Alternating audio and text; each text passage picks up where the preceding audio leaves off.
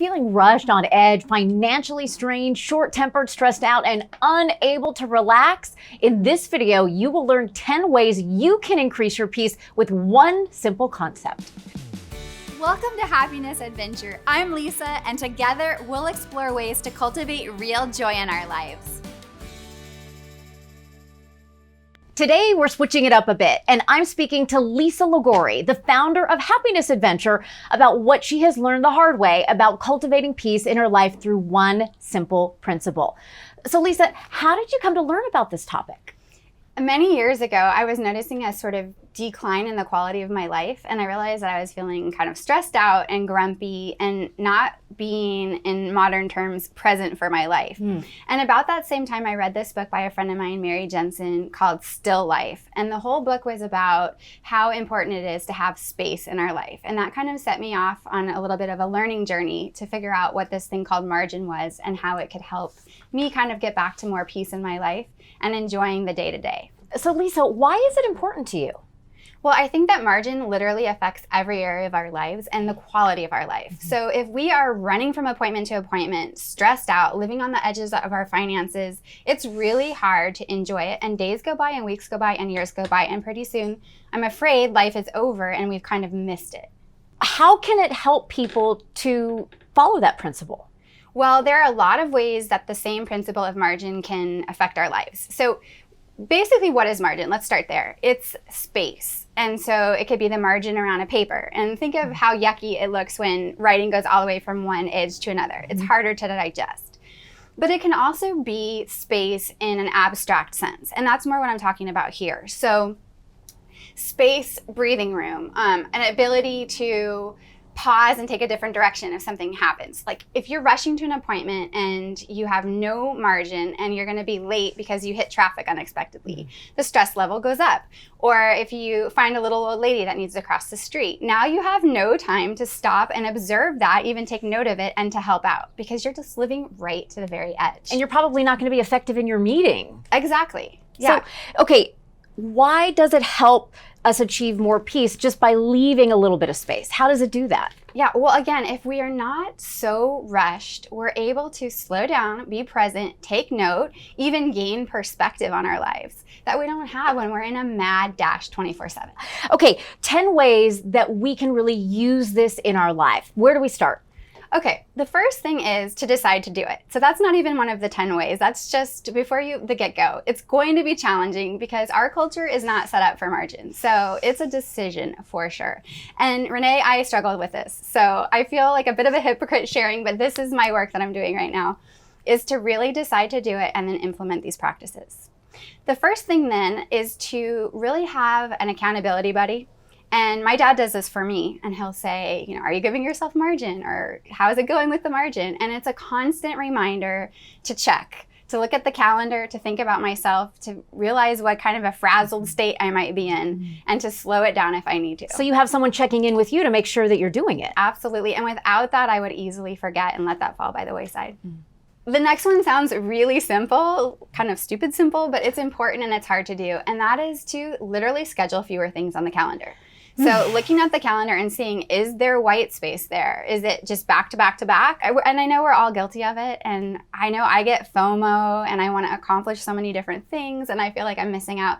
But it is a trade-off to trade quantity for quality sometimes. Yeah. So one strategy, I heard you say, elongate deadlines with yourself and other people. Okay, I love this one, Renee, because the first thing that can really give us more time and breathing room is to look at the things, the commitments that are keeping us up in the middle of the night that we're frantic to get done, and to say which of these things are artificially imposed. So I have lots of projects and I've set deadlines for myself, and in many cases they're arbitrary. So I can renegotiate with myself and say, well, if I was to give myself another week or another month, I would have so much more breathing room. Again, quality of life for me and the people around me. So you're taking the pressure off yourself. Absolutely. And I think that we forget that we can do that. It just becomes this freight train and we don't realize we can give ourselves a slower pace.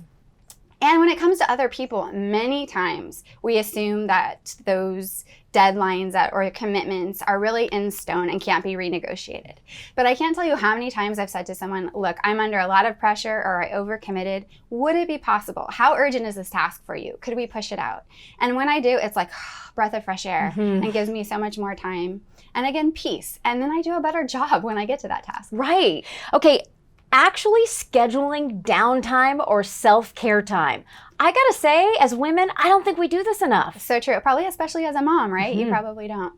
Well, this is to make an appointment on your calendar. So it's held firm, and do not schedule anything with anyone else during that time. That's your time, whether it's to read or recoup or get a pedicure or go for a walk. But that is your precious time. I had a plan to have one Monday a month that was a no meeting Monday. And then I got in this group and 8 people were trying to coordinate schedules and everyone's trying to find a date. We couldn't find something. And I said, oh, okay, well, I have this date that will work for me. So I compromised that and I do that a lot. So it is not easy. This takes discipline and also a real commitment, like I said, to the reason we're doing it and why it's so important. But I can tell that when you block it off, then you feel good for honoring that. Absolutely. It's such a great feeling. And again, it helps other people because we show up better for other people when we're taking care of ourselves. Yes. Allow 10 to 20% extra drive time. In Southern California? I know. I had a coach who had me actually put on my calendar my drive time so that it was blocked off and to pad it by 20%. And I'm telling you, all the times that I'm in traffic and stressed out and honking at other drivers and feeling irritated and my blood is starting to boil simply because I didn't give myself enough time, that's a choice and that can be modified really easily. And now we all have smartphones, so you get there early and you do some phone calls or write some emails. There's no reason to have to be that stressed out and running late all the time. Put in extra drive time. That is a great one. Yeah. Okay, scheduling shorter meetings. I mean, I'm hearing cheers all over the place with this one. Okay, it's so true. So we tend to schedule meetings on the hour, 1 to 2, 2 to 3, etc. How can we possibly end a meeting at 2 and start the next meeting at 2 with zero transition time, bio breaks, even getting to the next conference room? It's impossible. So why set ourselves up to begin with in a situation where we can't possibly make that appointment and then we start running further and further behind all day and it just keeps the rat race going? Yeah, I'm hugely in favor of this. Yeah, so a lot of companies I know are now trying to do 55-minute meetings. So that gives you a little bit more realistic 5 minutes to transition. Beautiful. Yeah. Okay, use work blocks. What are those? Okay. Work blocks are a concept that I'm just diving into right now in my life. But it is to set aside everything else but one project at a time, to close down email, for example, and just work on one thing. So we might think switching over to email when we hear a ding and answering that thing might take 30 seconds. But research shows that it actually takes 17 minutes every time our focus is distracted to get back to the same focus we had. And it's not how we're built, it's not how we're wired. So we can actually be so much more productive when we're intense rather than scattered. So no multitasking, just single focus. Yes, and hour to 90-minute blocks work out great, and then get up, do something else, switch gears, but be very focused for that 90 minutes. Okay, carving out time specifically for solitude. Yeah, so solitude is different than loneliness. It's different than quiet time. It's a time of reflection. It's a time of prayer. It's a time of hearing God. It's a time that is deeper than other time in our life. And actually making a point of getting that time is soul nourishing. And again, Renee, I've got to tell you, this is not something I'm good at. It's something I'm working toward and striving We're for. all striving for it. Okay, and if possible, don't live right up to the edge of your finances. Yes, this is hard. Some people can't help it, the situation that they're in, but there's a natural human tendency to, let's say we have a little bit of more margin in our finances, then we get a bigger house or we get more stuff, and pretty soon we're right back to the edge again. And it's very stressful. So stepping back from that edge and leaving margin, leaving space, leaving some wiggle room can do so much for our peace. I just felt a huge sense of inner peace just when you said that. Yeah, it really makes a difference. Mindful minutes. Okay, sometimes it is just not possible to do all these things we're talking about, but it is still possible to be aware of our breath for a few breaths in a row and just know we're breathing, even if you have to do it when you're in the bathroom. I mean, take those moments when you can on those days that it's just so hectic, because even those few breaths can be very centering. Lisa, thank you so much. These things are life-changing. I'm going to pinky swear and try to do them myself. Thank you so much for sharing them. It's my pleasure. It's really fun to share because this has been really important in my life. And it's fun to be in this chair today.